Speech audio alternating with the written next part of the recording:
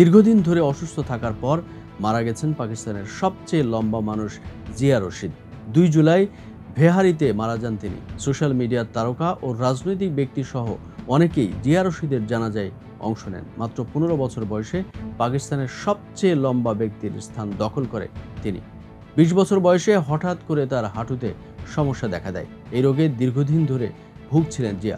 জিয়া রশিদ দাবি করতেন তার উচ্চতা 8 ফুট 8 ইঞ্চি এবং তিনি বিশ্বের দ্বিতীয় সর্বোচ্চ লম্বা ব্যক্তি। জিও নিউজ জানিয়েছে, অসুস্থ হলেও অর্থাভাবে নিজের পর্যাপ্ত চিকিৎসা করাতে পারেননি তিনি। সরকারের থেকেও কোনো সহায়তা পাননি রশিদ। জানা যায়, গত বছর জিয়া রশিদ সিঁড়ি থেকে পা পিছলে পড়ে যান, যা তার আগের শারীরিক সমস্যাকে আরও বাড়িয়ে দেয়। দীর্ঘ অসুখের সঙ্গে লড়াই করে পৃথিবীর মায়া ত্যাগ করেছেন তিনি। পাকিস্তানের সাবেক প্রধানমন্ত্রী ইমরান খানকে স্বৈরাচারীভাবে কারাবন্দী করে রাখা হয়েছে বলে মন্তব্য করেছে জাতিসংঘের একটি মানবাধিকার সংস্থা। এটি আন্তর্জাতিক আইনের লঙ্ঘন বলে উল্লেখ করেছে তারা।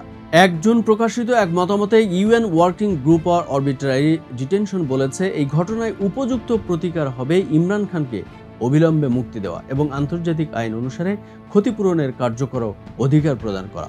জেনেভা ভিত্তিক সংস্থাটি জানিয়েছে, তারা উপসংহারে পৌঁছেছে যে ইমরান খানকে আটকের কোনো আইনি ভিত্তি ছিল না। রাজনৈতিক পদে প্রতিদ্বন্দ্বিতা থেকে তাকে অযোগ্য ঘোষণার উদ্দেশ্যেই এই কাজ করা হয়েছিল। সুতরাং শুরু থেকেই সেই প্রসিকিউশনের কোনো আইনি ভিত্তি ছিল না। জাতিসংঘ ওয়ার্কিং গ্রুপটির এই মতামত গত 25 মার্চের হলেও তা 1 জুলাই প্রকাশ করা হয়।